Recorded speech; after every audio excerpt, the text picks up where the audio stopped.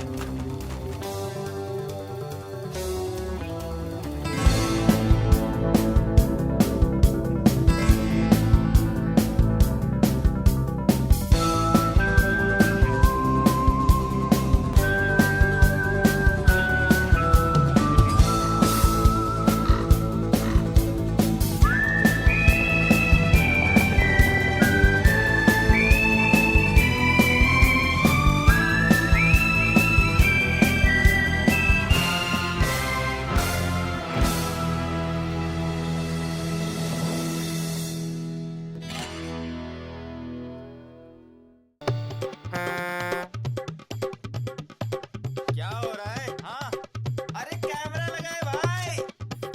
क्या चल रहा है? शूटिंग वाले हैं।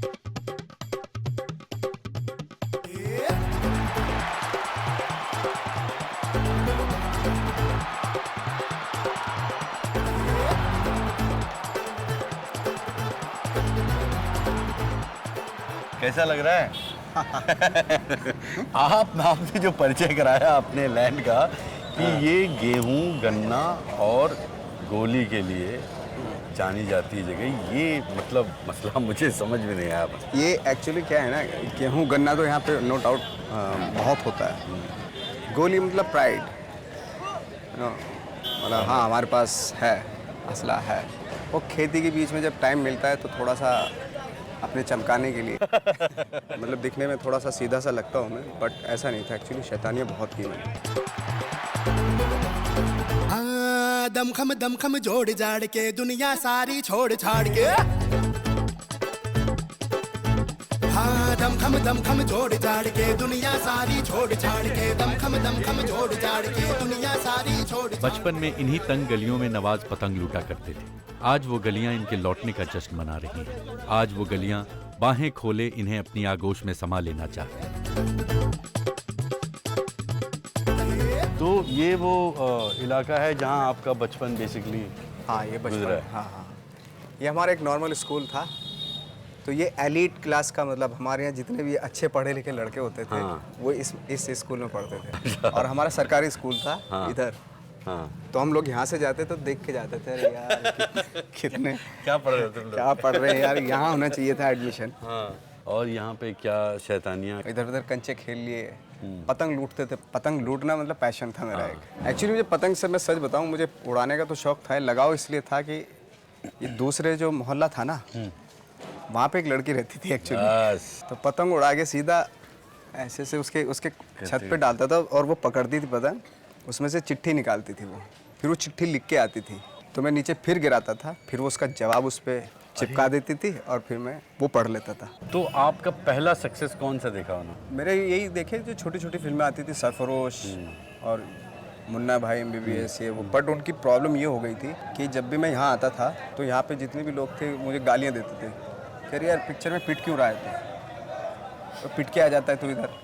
और आपके पिताजी को पता चल जाता? फादर को बहुत गुस्सा आता था कि यार ये सब रोल मत किया कर, तो ये पिट के आने का और फिर आ जाता है तू यहाँ पे उल्टा। तो फाइनली जब गैंग्स ऑफ वासीपुर आए तो वो खुश हुए थे कि इसने एटलीस्ट मारा लोगों को। इस बार बेटा पिट के नहीं आया, पीट के आया।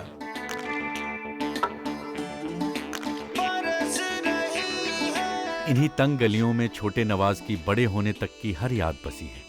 हर इंसान से जुड़ी कोई नई शरारत, हर मोड़ पर कोई नई कहानी। तोड़ के राहों को मोड़ के। तो ये आपका घर है? कितने सालों से है आपका घर? 50 साल क्या? 50 साल से। और कब तक आप रहे हैं इस घर में? आई थिंक 18-19 साल तक रहा है।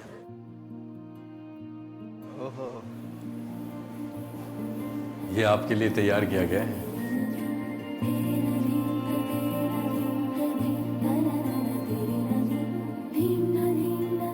सारी तस्वीरें याद हैं आपको? सब याद है। आईने में देखकर नए नए किरदार तराशना, तो कभी बहनों को अपनी शरारतों में भागीदार बनाना। नवाज की शरारतें घर बाहर मोहल्ला होते हुए स्कूल की चहारदीवारी को भी नवाजती थी। अरे वाह, डीएवी इंटर कॉलेज बुढ़ाना। और यहाँ कब से कब थे आप? ये था मैं यहाँ 6ठी से और 12वीं तक 6 साल यहाँ पे था। 10वीं के बाद तो मतलब फैकल्टी बदल जाती है ना, आर्ट साइंस हाँ, और कॉमर्स। फिर मैंने साइंस का स्टूडेंट अच्छा, आईएससी के स्टूडेंट थे। क्या बात है, मतलब अच्छे स्टूडेंट थे। शुरुआत में मैं अच्छा स्टूडेंट था। मैं मतलब मैं शक नहीं कर रहा हूँ भाई। मतलब मैं विस्मित हो रहा हूँ कि आप इतने अच्छे स्टूडेंट थे, क्योंकि मेरे साइंस के लायक मार्क्स नहीं आया था। यहाँ पे मिल जाता है, यहाँ पे पास भी हो जाते हैं।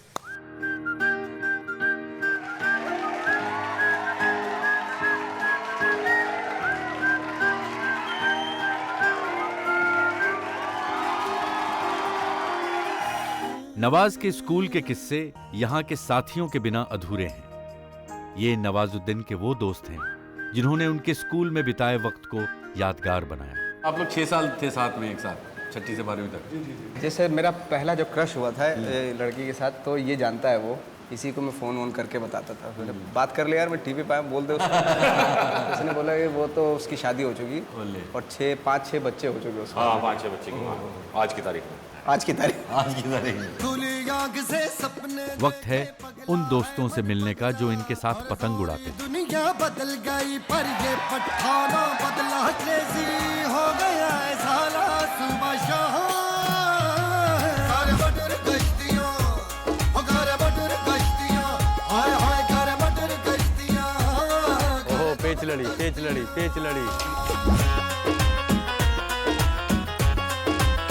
क्या बात है? पहला नंबर ले लिया मेरे भाई ने। किस कदर शिद्दत एहसास लिए बैठा हूँ, किस कदर शिद्दत एहसास लिए बैठा हूँ, दूर रहकर भी तुम्हें अपने पास लिए बैठा हूँ। क्या बात है, वाह। यहाँ की आबो हवा में कुछ बात तो है, लोगों में गुरूर है लेकिन बेइंतहा प्यार भी है। घर है, परिवार है यहाँ, जिंदगी से सुकूनो सरोकार है यहाँ। नवाज साहब एकदम मॉडर्न खेतीहर लगते हैं आप। ये सारा खेत आपका ही है? ये पूरा। क्या बात। मोस्टली जो फिल्मी परिवार से नहीं होते हैं उनको संघर्ष करना पड़ता है, कोई टीवी से, कोई एडवर्टाइजिंग से, कोई छोटे छोटे रोल से। आपका कैसा रहा और कब आपको ये एहसास हुआ कि वो संघर्ष जो है धीरे धीरे एक मतलब छत पे पहुंचा है? टीवी मैंने ट्राई किया काफ़ी, लेकिन टीवी में भी थोड़ा कुछ हो नहीं पाया था कुछ भी। फिर फिल्मों में ट्राई किया। अब फिल्मों में वही छोटे छोटे सीन मिल गए तो मिल गए, नहीं मिले तो नहीं मिले। फाइनली होते होते जो है ये गैंग्स ऑफ वासेपुर फिल्म आई, तो उसमें एक लास्ट सीन था और वो शूट भी लास्ट डे ही किया। अच्छा, क्रोनोलॉजिकली। हाँ, क्रोनोलॉजिकली। तो उसमें सीन था कि मैं उसको जो है रामाधीर सिंह को, विलन को गोली मार रहा हूँ। उसमें मैं कैरेक्टर में नहीं था एक्चुअली वहाँ पे बिल्कुल भी। मैं सोचा ही थे, मुझे लग रहा था कि ये लास्ट सीन इसके बाद पैकअप हो जाएगा, और मुझे इतना यकीन था कि मेरा इस फिल्म के बाद मेरा जो स्ट्रगल था वो 12-15 साल का, वो कहीं ना कहीं ख़त्म हो जाएगा, और वही हुआ फिर। नवाज साहब, इतनी सारी उपलब्धियां हो गई, वो ऐसी कौन सी चीज़ है जो आपको लगता है कि छूट गई है या आपने की नहीं या अभी और करनी बाकी है? मेरे फादर का ड्रीम था कि जब भी तू अगर कुछ कामयाब हो गया तो ज़मीनें खरीदना, तो जो बिक गई हैं उसको वापस लेके। उसको वापस है। क्या बात। तो मैं यही कर रहा हूँ, क्योंकि वापस से फिर मुझे वही अपने फादर की उस पे चलना है, जो मेरे फादर किसान थे, और मुझे भी वही करनी है, किसानी करनी है। एंड यही है।